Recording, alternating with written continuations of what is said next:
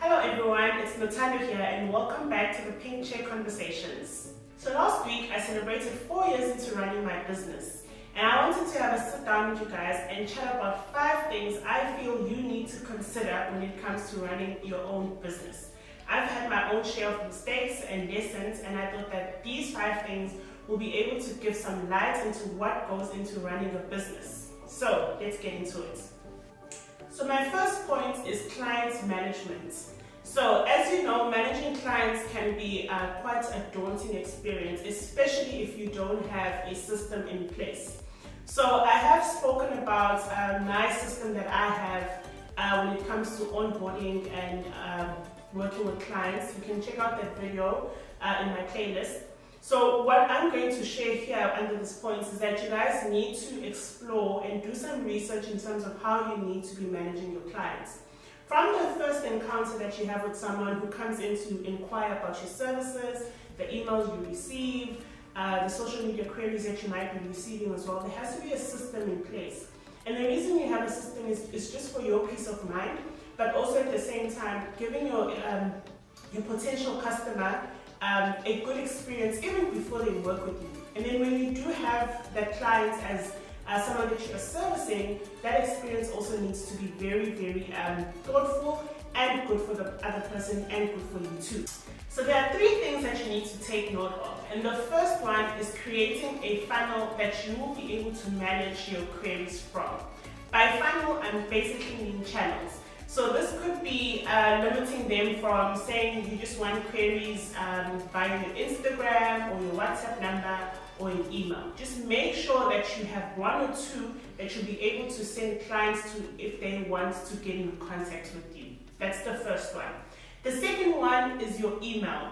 Make sure that you have 1 or 2 email addresses that you are using. But if you are just a solo entrepreneur, then maybe 1 is fine. This is where you'll be pushing all your inquiries to and also responding and getting in contact with your customers. Just don't have too many emails because sometimes it's too hard to manage a lot of emails and sometimes you even forget to check them. So just 1 or 2 will work perfectly. So your third one is a management application. By management application, I mean applications like Trello or Asana where you will be able to either manage your own task or a task that you are working with a client on. Managing your projects, managing your to-do list. So I love working with applications because I do not want to make notes on every single notepad that I have. And also because these applications have their own apps on your phone, you are able to do as you go, be able to check your to-do list, be able to make notes, and also they're great for setting reminders on your phone as well to say, okay, this is due on this day, this is what you need to be doing tomorrow or today. If you are a service-based business, you are able to manage your tasks with your clients on these as well. Just as long as they're obviously able to work with these, then you should be able to invite them so they know what they're supposed to be doing and what you're supposed to be doing and be able to manage the project swiftly. So we are moving on to our second point, and it is selling. Selling does not come easy, and I've also had quite a difficult time with it. And the reason I say this is because I think when I started my business, I did a lot of my marketing and my selling online, and a lot of customers were able to come through that way. Now I'm at a point where I actually need to go and find clients. All this time I haven't been doing that. I've just been allowing people to come to me, and I have been avoiding the whole selling part. So some people can't avoid that. You need to sell in order for your business to be successful. And I know it doesn't come easy. So one of my biggest advice here is that if you know that you can't sell and you can't go out there and market yourself in any way, even if you are selling a product, because I think it's more crucial if you are selling a product, is that you need to find someone who has a strong point when it comes to sales. So maybe that might be the first person you add to your team. Just find someone who's comfortable with it, who knows how to go in with the selling part, and then you take care of other stuff that you know you have a strong point in. But you need to be selling in order for your business to be successful, in order for you to have clients, because at some point social media can can only do so much for you. So try your best to go out there and sell. There's obviously a lot of ways where you can do selling. I know, like in the olden days, you had to take the phone and call people. Now there's so many ways of selling, where you could be sending cold emails, where you could be knocking on people's door, leaving your brand profile, all of those things. You just need to make sure you have a plan as to how you're going to be selling yourself to potential clients. And you know, guys, I always say, have a potential clients list. These are the people that you would love to work with. These are the people that you would love to know about your business. These are the people you should be taking out to coffee and having a chat and telling them who you are, just so they know you, and you'll never know where that might lead. So make it a very good thing to do from the beginning, that you are selling from the start. In order for you to be comfortable with it, in order for it to come easy, in order for it to just drive more business for you, and we'll see where that takes you. So our third point is services. And services, I want to run through how everyone starts off with a million services that they're offering. Or sometimes if you have a product as well, you have one or two or even a lot of products that you are focusing on selling. Now, this sometimes obviously can work depending on how you have packaged your services. But I always advise that it's so important when you start off with just one or two core services that you are pushing. And then once you have a client working with you, then you can upsell to other services and just say, oh, I actually offer this, would you be interested in it? Now, if you do have a lot of services that you are currently offering, try and find the ones that are working and selling more than the others. These would be your core services. Now, you package those perfectly for your clients, you sell those the most. Those are the ones that should be out there, that you should be known for. And make sure those are the ones that you are selling the most. And then once you work with someone, you're then able to upsell to your other services. When I started, that's what I did. If you go back to one of my first videos, where I talk about how I started, how I marketed, all of that, you'll get to know the first services that I offered that allow people to come to me. Cheapest service usually works, because that's the one people are going to be interested in buying first. Then once you have them in the door and they're now comfortable with working with you, they understand, they see that you know what you're talking about, then you upsell to your most expensive services. If you use this technique, you are able to then package your business, market yourself, talk about your services easily more than anything else. Whereas if you have a lot of services, you're not even sure where you're at with selling, with understanding, all of those things. So make sure when you are packaging your services, you do not have a lot of them. Even with products, try and make sure that you have one or two or three products that you know are really good. Start off with those, and then at a later stage, once your business is established, then you start launching new products just like that. So if you are able to package your services and your products like that, you are able to niche yourself and be able to brand yourself as a person who is offering those core services, and people will then be able to understand your brand.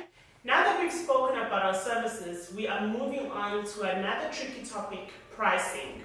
So for me, when I also started, it was very hard for me to know how I need to price my services.